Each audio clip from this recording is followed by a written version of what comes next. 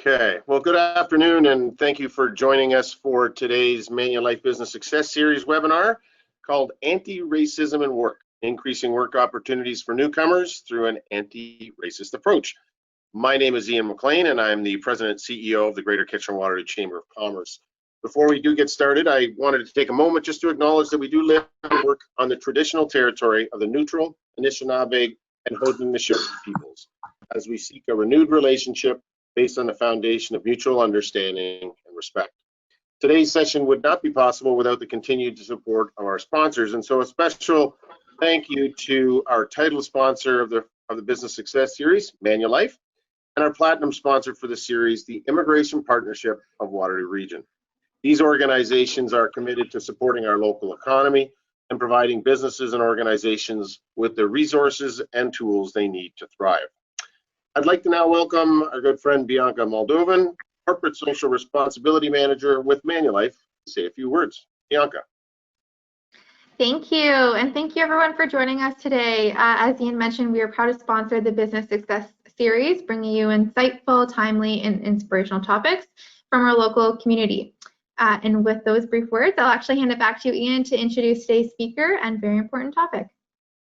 Great.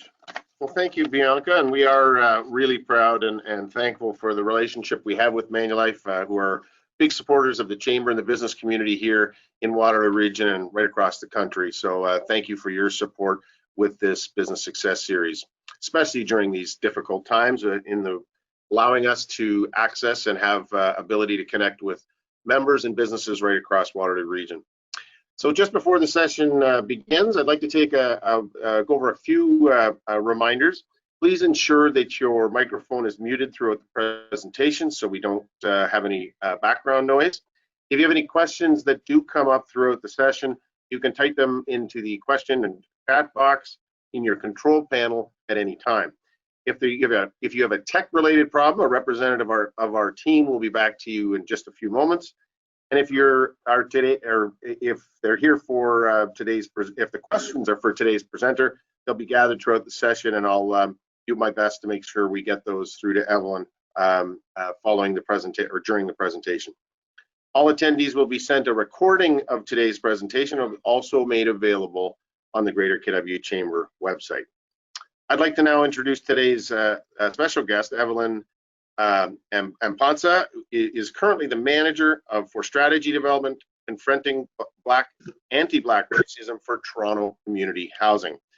She was also the senior training and development consultant at the City of Toronto in the Confronting Anti-Black Racism unit. And in this role, she piloted various innovative training and development initiatives to build city staff's competency in anti-Black racism. Evelyn has a wealth of experience training senior leadership, including training Mayor John Tory of Toronto and his team, and the City of Toronto's senior leadership team.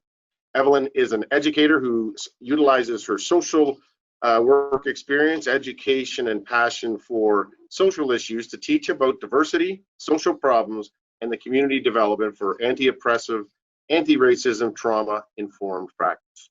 She is a visionary leader, excelling in driving and supporting change, strategy formulation, and team building, and with an above-average understanding of the key issues facing multiple sectors, and is renowned for the ability to lead by example, build consensus, and communicate amongst divergent interests.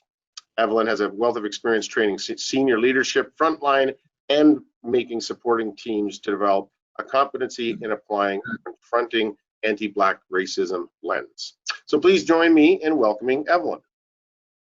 Now, before we get started, Evelyn, thanks so much for joining us. I know you've got some introductory remarks, a couple of slides, and then we'll come back from that after you share your screen, and then you and I will have our fireside chat. So the floor is yours to get us started, and I'm looking forward to this conversation. Awesome, thank you. Thank you for those remarks. And I didn't realize I sent that really, really long bio. Next time I will cut it short, but why I tend to send a long bio that sort of speaks to all of the different areas of my expertise is because I think that there is a level of, I always tell people that I've been doing this work for so long that it's really important that I demonstrate that to folks so that people feel comfortable asking me questions. Because I think one of the biggest things right now is a lot of people have a lot of questions and don't know who to direct them to. So when I come into these kind of spaces, I always say, you know, just use this time that you have with me to ask me those questions that you don't know who to ask, because I've been doing this work for such a long time that I tend to have the answers, or I can at least guide you to where you can find the answers. And so to begin with, I wanted to start off by doing a bit of a self-assessment exercise that I like to start my sessions with. And it's this chart that is called Becoming Anti-Racist. And I'm going to go through each zone really quickly, but what I want you all to do as I go through the different zones is just to think about where you are and where you would like to be. And the reason I start off the sessions this way is because I think that, you know, given the heightened attention to racism in the past year, a lot of people are thinking, you know, what can I do? And I think that's the question I get the most. What can I do, or where can I start? And I always say it's really important to do a self-assessment to see where you are, because where you are will tell you what you can do, and will also tell you and also gives you an idea of where you want to go. And so this chart starts off with the fear zone. Folks that are in the fear zone are characterized by: I deny racism as a problem, I avoid hard questions, I strive to be comfortable. Evelyn, just one thing. Are you going to share your screen? Because we still have the Manulife screen. Oh, I actually did do that. I'm on the next. Is it now showing? Because I'm. Oh, it says. No, it's. I think we're still on. We've got the Manulife. There we go. Now you got it. I pushed pause by accident there. Sorry about that. So again, I'll start over. So yes, this chart it says Becoming Anti-Racist, and it talks about becoming anti-racist as a journey, right? And so most people start in the fear zone, go to the learning zone, and end up in the growth zone. And so in the fear zone, we have: I deny racism as a problem, I avoid hard questions, I strive to be comfortable, I talk to others who look and think like me.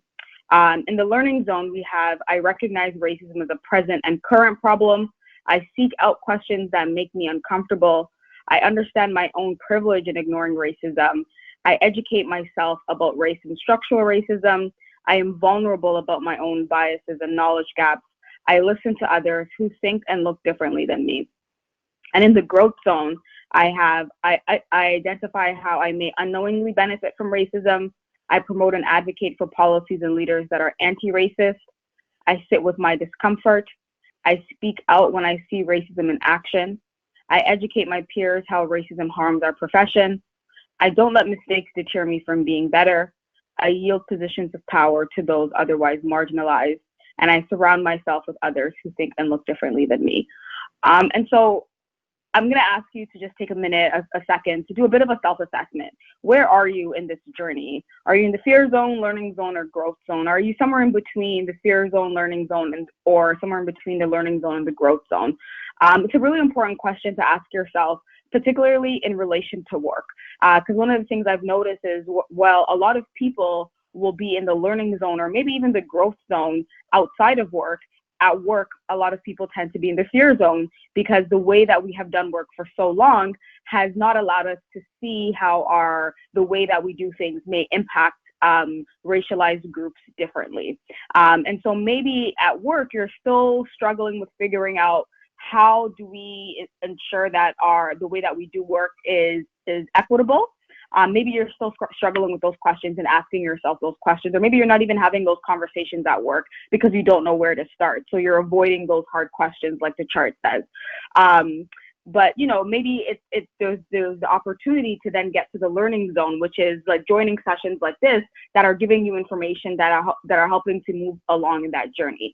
But then the question becomes, if you're in the fear zone or the learning zone, the growth zone, how can you contribute to becoming anti-racist? What can you do from your particular vantage point in relation to this conversation? And so you see, like in the learning zone, it speaks a lot about learning and seeking out questions that make you uncomfortable, seeking out education, not ignoring your own privilege and your own access your own power, maybe listening to others who think and look differently than you, and being, doing that work of learning and really getting information that allow you to get to the growth zone. And in the growth zone is that space where you can educate your peers and start changing the way that you're doing work. But regardless where you are in this zone, there's always something that you can kind of contribute to the conversation. And another thing that's important is to think about, where are your colleagues, whether it's a small business or a larger business, where are the people that you work with in relation to this chart? Is there anybody on your team that's in the growth zone, or are there any partnerships that you can form with people who are in the growth zone that will allow you to move from learning zone to growth zone? Are most people on your team in the fear zone? If so, what do you have to do to get those people into the learning zone? And so this chart I find is very useful. I think it's also very useful for having conversations with your team. So if you bring this chart into like a session and have people do a bit of a self-assessment and talk about what it looks like to be in the fear zone, learning zone, growth zone, and talk about what you can do for your company that will allow you to get to the place where you envision your company to be. So I'll just stop there, and I think I'll stop sharing my screen, and if there's any questions or comments, or we can go back and we can get into the chat. Sure. Listen, that was helpful context, and as we were getting ready for this, you and I spoke about the fact that we're blessed to have, as I said at the beginning, folks like or companies like Manulife, who are leaders in the whole question of diversity and inclusion, and reflecting that in their own workplaces. And we're very lucky that there are larger companies that show leadership in that way. But I think the size of businesses does make a difference. And in the context of your chart there, there is a fear, I think, of how do I get started, or if I'm not doing enough, am I sort of implicitly still continuing that racism or that lack of diversity that your business might have. But the size of business, and I said this to you, and I think this for the discussion purposes, as an example, we have 1,700 members in the chamber. Probably 60% of them would have 5 to 10 employees or less, right? So most business are going to be that small business. And I guess we want this opportunity, and anytime we talk about this, to be a safe place to ask questions. And that's why I really appreciated that. Because ultimately what we want to take away from today, and the work that we continue to do every day to kind of get better, is to help you and the people watching, and any business or your organization, how to get started and how to get on that journey so that you're on that learning and into that growth zone, because there are practical things that everyone can do. It doesn't matter the size of your business. So I just wanted to kind of shape that, because I think that was a helpful way for us to start going through the questions here. So I guess maybe let's start at the beginning, if you will. I mean, when we say racism, what is racism? What's systemic racism? I mean, I think there's a distinction, or at least I think that's an important thing for everyone to understand, is racism versus that systemic racism. Yeah, thanks for that. So for me, how I like to really talk to groups about this is, so racism is discrimination, coupled with the power to actually enact on that discrimination, and based off of someone's skin color, where that person is from, right? So that's racism. And then when we think about systemic racism, we're thinking about how our policies and our procedures are colorblind, right? And so I think that's the best way to kind of think about it, and the easiest way to kind of digest it, right? The way that we do work is colorblind, and what that means is, if you have a policy, let's take a really good example in terms of the lockdowns that have been happening, right? Actually, the way that the government is approaching the lockdowns, particularly allowing bigger businesses to stay open and smaller businesses to close, is not taking an equitable approach, because that kind of policy is one that's general. It's about the safety of the population, but it has a differential impact on smaller businesses that it has on bigger businesses, right? So it's important to look at a policy and think about, how is this policy going to impact somebody who looks differently than the majority of people that we serve, or somebody who might not be from Canada, or how is this policy going to impact that person differently, given their different historical background, given their different access to power, given their different access to language, right? And so something that folks, a good example that I like to share with people too is like a police reference check. A police reference check can seem like a very neutral policy, right? And oftentimes it is a very neutral policy. So it's meant to ensure that the people we're bringing into our businesses, you know, are safe, right? That's what the goal of these kinds of policies are. However, that policy can differentially impact folks who are Black and racialized, because we know that actually people who are Black and racialized will have more contact with the police, right? Police are more likely to card or have these different experiences with people who are racialized and Black. And so now if you're asking for a police reference check, that those interactions are more likely going to show up for folks who are Black and racialized. And so that's not to say they can't do the job. That's not to say that they are, you know, that they are dangerous, right? But it's to say that they've had some kind of contact with the police. We don't know what that contact might be. And in Toronto, for example, Black people are 5 times more likely to be carded, right? And we know carding is a practice where the police are stopping you arbitrarily and taking down your information. So you actually haven't done anything, but a police reference check can show this, right? So a policy that is neutral has a different impact on different people based off of what the history is and what their experiences are. And so systemic racism is that colorblind approach where we don't see how our policies impact people differently based off of where they are coming from or their race or their different identities. And I know we didn't raise this, but I thought, I mean, I think it's a follow-on to that question is, I mean, we hear in the news and you know, various talking heads talking about white privilege, right? And I think, and I guess I'd be the first one to say I've had lots of opportunity in my life.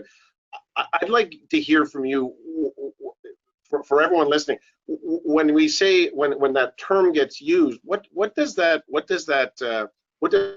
mean for you, or how would you explain it in the context of this group?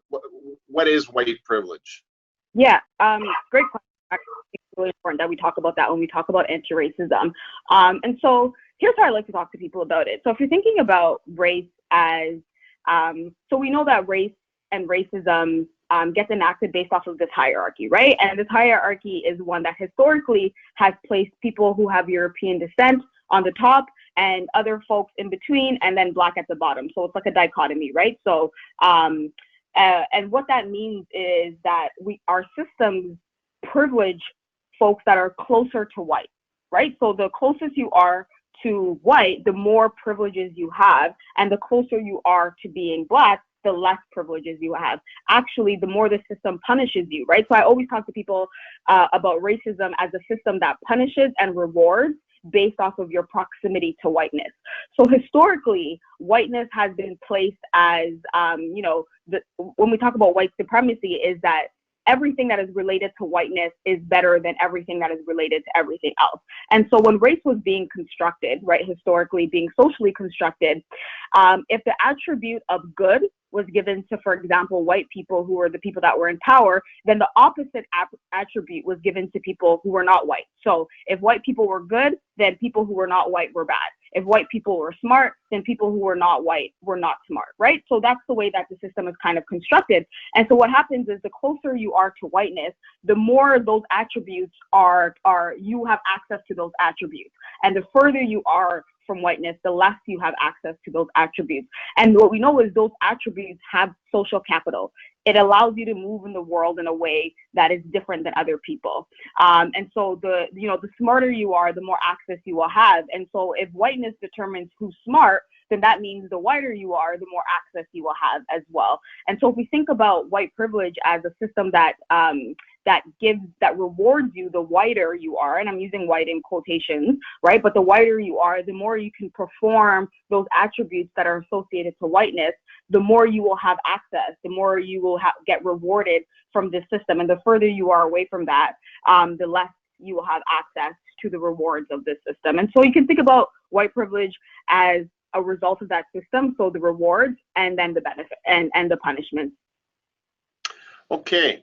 One of the things we wanted to cover was where do and these are some terms that may need some explanation, but walk through these.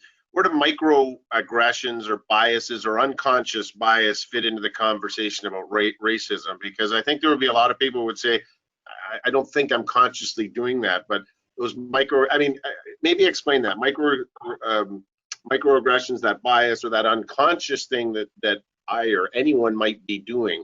That's a helpful context for people to have as well. For sure. And so when folks talk about microaggressions, they're really talking about the ways in which ideas that exist within our subconscious impact how we interact with people, right? And so if the media is always telling you that Black and racialized people like rap music, that's going to impact your subconscious, especially if you don't have meaningful relationships with those people outside of what those dominant messages are, right? And so if then you're getting these messages all the time, every time you watch a movie or you watch TV, the people that are Black and racialized are listening to a particular kind of music, that impacts your subconscious. Then when you see somebody and you want to be in conversation with them or you want to talk to them, you're like, hey, like, do you like that new Beyonce song or something like that, right? Like, that's what comes to mind because that's what you know of that group of people based off of what you've heard. And so microaggressions are the things that we say and do that are grounded in these stereotypes that we know about people. And so if the things that you know about people tend to be around like stereotypes, then whenever you interact with these people, then those stereotypes are going to be the way that you interact are going to be based off of those stereotypes. So if it's like, if all I know about men is that they like sports, right? If I try to have a conversation with a man, then I'm going to probably talk to them about sports, right? But obviously not all men like sports, right? Like, I mean, yeah, all men don't like sports. We can say that. Not all men are good at sports, etc. However, if that's all I've been told, right, and I haven't had experiences with men that don't like sports, then I'm going to think, yeah, all men do like sports. And then when I talk to men, I'm going to then say, hey, did you watch that basketball game or something like that? Because I'm just trying to have a conversation, right? But that particular question is grounded in that stereotype that all men like sports. And so that's what microaggressions are. And so it's really important for us to think about when we're having conversations with people, are the questions and the things we're saying to them coming from that place of stereotypes, right? What we think we know about people, what we assume we know about people, or is it coming from actually getting to know that person and having a genuine, meaningful relationship with that person? And so really important for us to think about that piece, because in the workplace is a place where we don't really know a lot about the people that we work with, right? Like we come to work to do a job. But what happens is when you're trying to be in relationship with people, you tend to do it through the idea of microaggressions. And we often hear that microaggressions happen a lot in the workplace because people are just trying to be funny. They're just trying to be in relationship with people. But microaggressions can be very harmful for folks because it reaffirms those stereotypes, right? It cements those stereotypes and they're based on those stereotypes. Would that follow through? I mean, I guess when you're going through a hiring process, that inherently you could have some of those pieces. Is how you ask a question as important as what the question is? I mean, is that sort of the assumptions that you have when you're asking a question of a potential candidate? Because many of us, when we're hiring, will go through 8, 10, 12 folks initially before you get to a final 3. I mean, is that some of the practical parts of saying how are you asking questions? To really kind of think through whether you're doing it with a unconscious bias in place. Yes, and not just how you're asking that question, but how are you believing the person that's responding to that question, right? Because if you assume that I can never like sushi, right? And then you ask me a question and I'm like, well, I really do like sushi. And you're like, well, I don't really believe that, like, because this person can't like sushi. Then it impacts how you believe the folks that you're interviewing, right? So if somebody walks into a room, I get this a lot. So I was a professor for a few years at York, at Seneca, and at Humber. And one of the things that always used to happen to me on the first day of class is students would be like, are you the professor? They would always, regardless of what I was doing, I would be in the middle of teaching and I would have students ask me, like, are you the professor? So there was something about me being in that particular role, in that space, that wasn't believable, right? And so there was always this skepticism. And so when you're interviewing folks, if there's already some unconscious biases that are existing, then when they answer your questions, you're going to maybe score them less because you're not necessarily believing their response, because you don't think it's possible for that person to be able to have had that kind of experience or to be able to speak in the way that they're speaking, et cetera, et cetera. So then you start to question that their credibility, right? Because of your biases. And that does impact the questions. And you're right, definitely how we ask questions, the assumptions we're making in terms of the kind of response we're going to get is all a part of that as well. So how do we learn to see that race or the racism that shows up in our work, or and how it impacts those we work with? Like, what would be the things that we should be conscious of or looking for so that we can either first see it and then recognize it and make that change? Yeah, and so again, I like using the idea of that color blindness, right? And thinking about, so, you know, engaging in a process that allows you to see that your policies or procedures or approaches are not neutral, right? I think we have to start there. They do impact people differently. Even something that can seem neutral in terms of like, how are you asking questions or the examples that you're using, right? If you give me an example that I'm not familiar with because, you know, I'm a recent immigrant, and so I'm familiar with this kind of worldview. And so let's say you're giving me an example during an interview process or something like that, and that example can seem very neutral to you because, you know, it's just an example. But if that's something that is not part of my worldview, I'm going to struggle to understand what that is. So it's important to start seeing things through a lens that lets us see the differences that exist, right? I think we have been really interested and invested in an approach that minimizes race. But in doing that, we're taking a colorblind approach, and that doesn't allow us to see how our policies and our procedures actually impact people differently.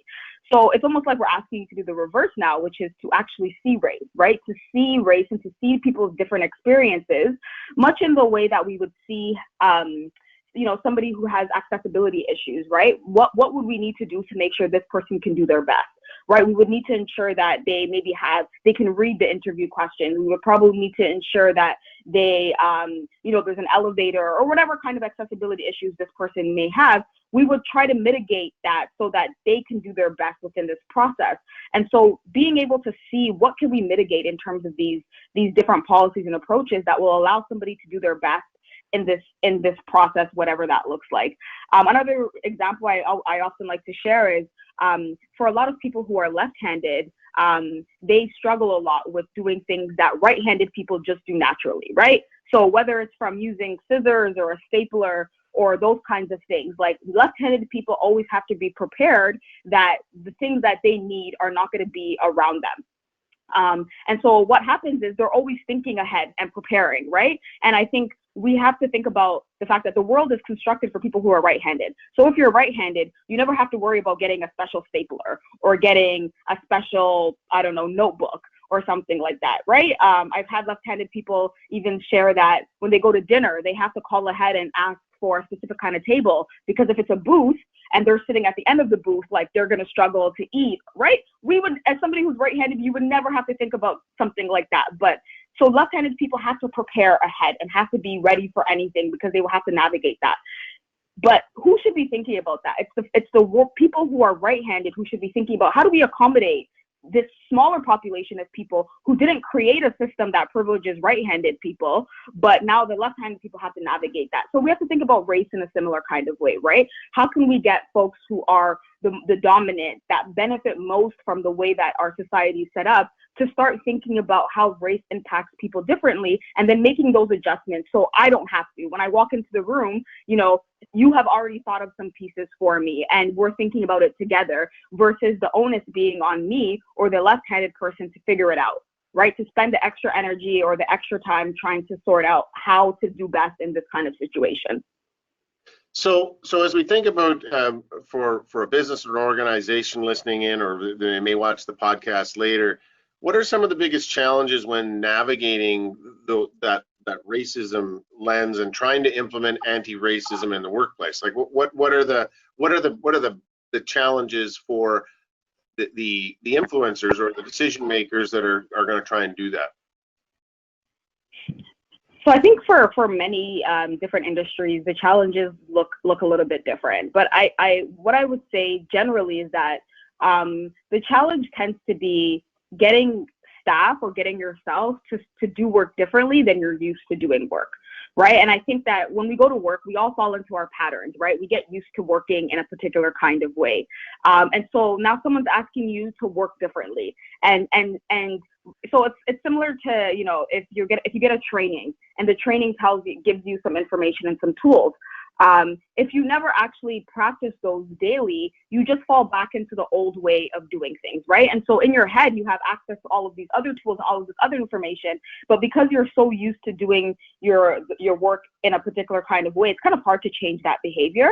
And so one of the things I say is really difficult is actually getting people to change that behavior through practicing daily. But if there's a gap in terms of the kind of support you have on your team, then it's hard to do that, right? Like you can't just do one training or a couple of trainings and then you go to work and then you're trying to implement it, but you're falling back into old patterns, but you don't have anybody there to actually support you day to day. And so then, you know, it's like I just fall back into old patterns. So a lot of places, a lot of organizations, businesses don't have the day-to-day support that would allow them to change that behavior or start being more cognizant of that colorblind approach. And I say how to kind of navigate that is to think about what tools can we create that we can implement daily, right? So what is it, a chart, and having a chart somewhere in the office? Well, not in the office these days because we're all kind of working from home, but is it about, you know, daily email reminders or weekly email reminders or things that you can kind of just like kind of jolt people into remembering, you know, you did this training, how are we implementing that, right? And so even if you don't have the capacity, how do you sort of develop some tools within your workplace that will allow you to have some reminders that you're trying to do work differently, is like a good direction to go. So maybe following on in that, I mean, one of the things is a leader saying we're going to do something or make a change doesn't make change happen. It takes the leader saying or the organization saying we're going to make this change, to your point, and then what are the practical things that are going to actually achieve that? Well, one of those things is how do you know, getting staff buy-in is probably one of the most critical parts, because it starts there. With whatever change you're trying to do, what are the best ways to get staff to buy into the change that you're trying to affect? So I think making the business is really important, right? For a lot of us, when you can make a business case, right? Why is this good business? Why is it good business for us to do our work in this way? Is important. And so that will take some thinking on the part of the leadership to be able to make those connections, right? Is it because it's going to save us money? Is it because it's going to allow us to achieve our mandate and our mission? Is it going to give us access to more employees? Is it going to give us access to more skills? Making that business case for employees is helpful because then it's like, you know what, if I change the way that I'm doing my work in this way, it's going to make my job easier, or it's going to benefit folks in this and this and that way, and really being able to demonstrate that. So that's one way, which is making the business case. And then the other way is to incentivize or have accountability mechanisms for the change that you're trying to implement. So, you know, do we start calling anti-racism a competency that all staff need to have? Right? And so you turn it into a competency, and then you can measure it, right? Like, and getting staff to understand this is the direction we're going in. So now now this is a competency that you need, because that's going to allow us to do our work better. And then when you have your annual staff reviews or whatever else it is, you can actually measure, you know, is this person competent in this particular area or not, right? All of us have been required to become competent to WebEx, right? Or to Zoom, or to all of these virtual platforms that, you know, literally a year ago, we were not competent, super competent in these areas. But because the nature of work has changed in the past year, we have had to become competent in that. So imagine you make that a competency, and then you have a staff person who every day can't figure out how to use Zoom or can't figure out how to use WebEx. You're going to do something about that, right? You're going to provide them the support needed, or you're going to get rid of them. I don't know, whatever you're going to do with that staff person, but there's the understanding that it's a competency that you have to work towards, right? And I think the other thing that is useful for staff is getting them the support that they need. What I've found is that a lot of leadership tend to be tasked with making these kind of changes, and they have no idea what they're doing. But because they're in leadership, as a leader, you can't really admit you don't know what you're doing, right? The whole point of you being a leader is to lead and to know, right? Like that's your whole purpose. But if you're not providing support for the people leaders or the leaders in your organization, it's not going to work because they're going to get frustrated and they're like, how can somebody who's never done any work around anti-racism all of a sudden be an expert on it because it's the direction that the company is going in? That doesn't make any kind of sense. And it's actually unfair to task to do that. So it's important to show the folks in your organization that there are support systems in place for them so that people are not afraid of making mistakes and people don't feel like they have to do it alone. They know that if they need a training or they need a resource or something like that, the company is going to be able to support them in those ways. And I found that when you're able to demonstrate those things for staff, it's easier for staff to kind of have that buy-in because they know there's a support and they're not going to, you're not setting them up for failure. You're actually setting them up for success through the support systems that you've created for them. I would just, that's very helpful. After 10 months or 11 months working at home, I can tell you my staff would tell you that I still have not learned anything about technology. So they live in fear of when my daughters are not here because that's my IT department. But I digress. But sorry, just to add to that. So, but even if you can't do it, there's somebody who can help you with it, right? And that's important thing. Like we don't need to be able to do everything all the time, but there needs to be somebody or something there that can help us when we run into those kinds of issues, right? So you have your daughters, which is great, but imagine if you didn't, then what would you do? You would figure out another way because you're not going to be perfect, and none of us are. Yeah.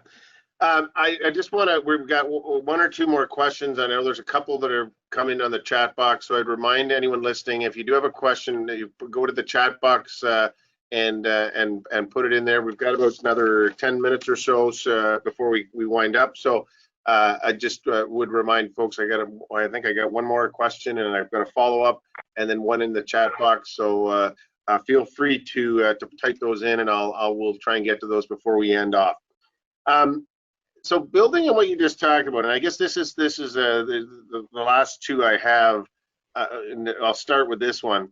Where's the best place to start when trying to apply an equity or those ABR lenses to policies and procedures? Because it starts with the what do you want to do, and then how are you going to do it, and then what are the tactical parts. But what's the best way to start in sort of working down that path, which I think follows the chart that you started out with, which is where are you on your journey? And we're all on a journey on somewhere on that scope. But what's the best place to start for? And I'm imagining, the gift shop who's got 5 or 10 employees, or the small business. Like where are some of the practical places for them to start to really start to get at equity and that diversity and inclusion that I think everyone wants to achieve, but may not know how to do it and where to start. So I think for companies and for organizations, one of the places to start is with your mission, mandate, strategic priorities, and some of those things, right? Taking an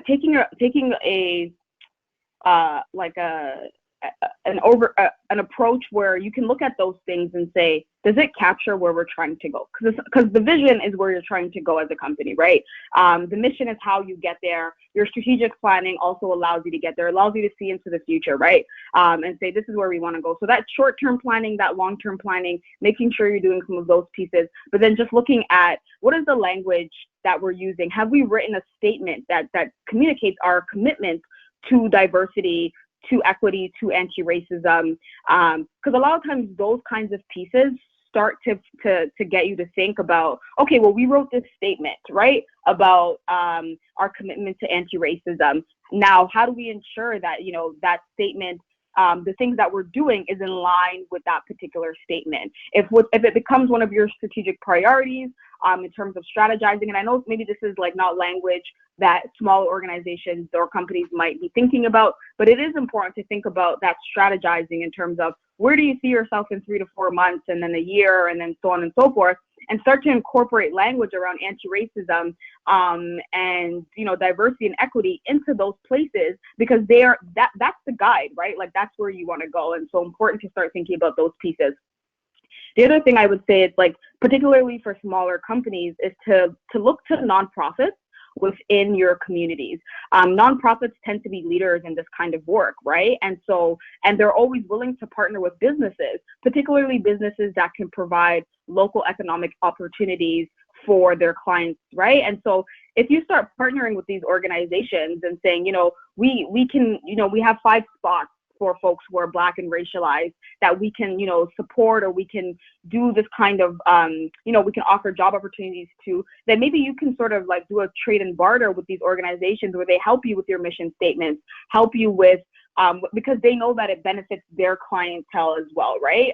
So starting to think about what organizations or what nonprofit partnerships can you form that are going to allow you to meet some of those, to support you and to meet that mandate and some of those pieces. I would also say thinking about looking at a kind of like maybe quotas. Who are you targeting? Who are you reaching out to? If you're always getting the same kind of applicants, there's something about the message you're sending out that's telling other people that they don't belong at your workplace.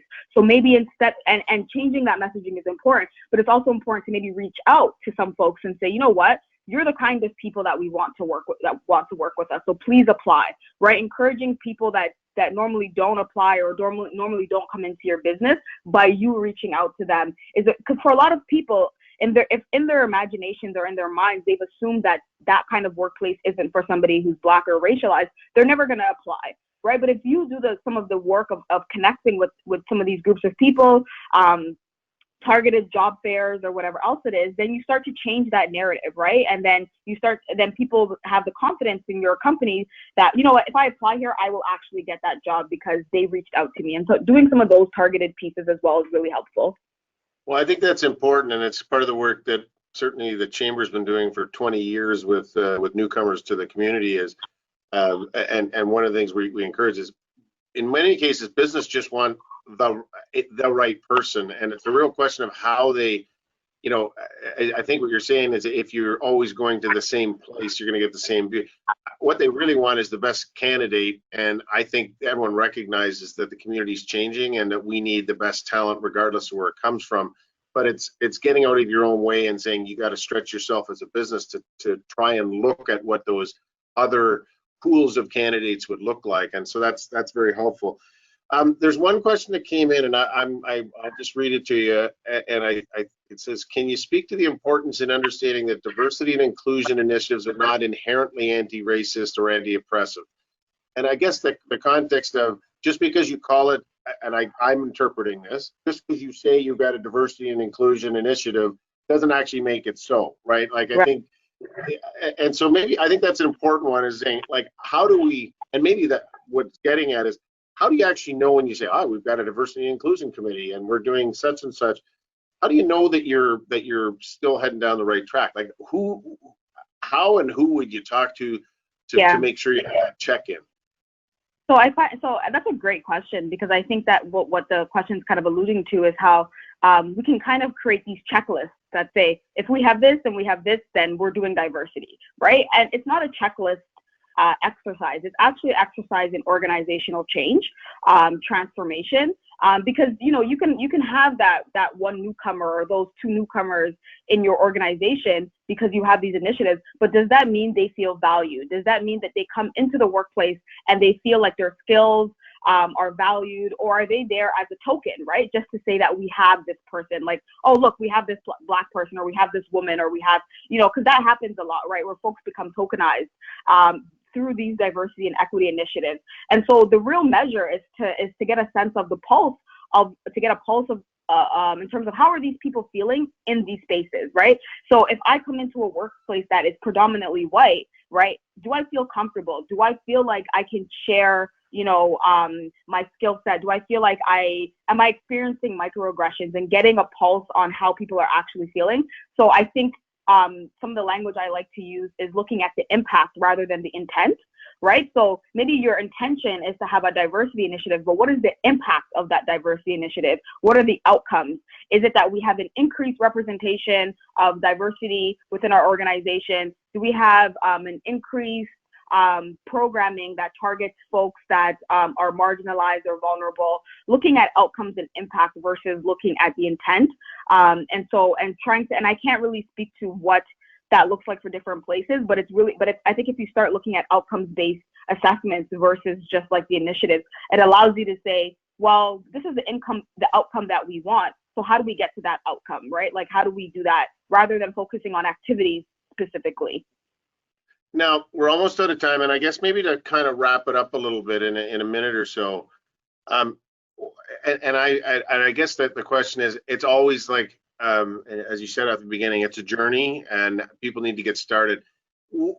Is there a place or a toolkit or a resource that you would recommend to help people get started? Because I don't think it's not just one place, but is it that chart you looked at and said, if you do that and you kind of do a couple of things, you start to have that conversation. Like, I guess that's what I would be if I'm the small business owner saying, give me the one or two things to help me get started, so I can have that conversation. What do you recommend to any small business or organization that's listening in today?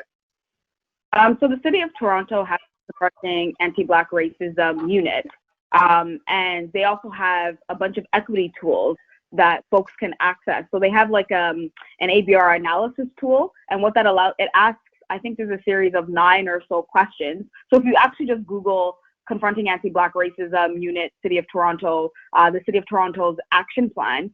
In that action plan, I think on page like 17 or something like that, there's an analysis tool. And the analysis tool asks a series of like 9 questions about diversity, about, I think, representation, about, there's just a bunch of questions that you can also ask of your work, right? So has this initiative considered the impact that this would have on this community?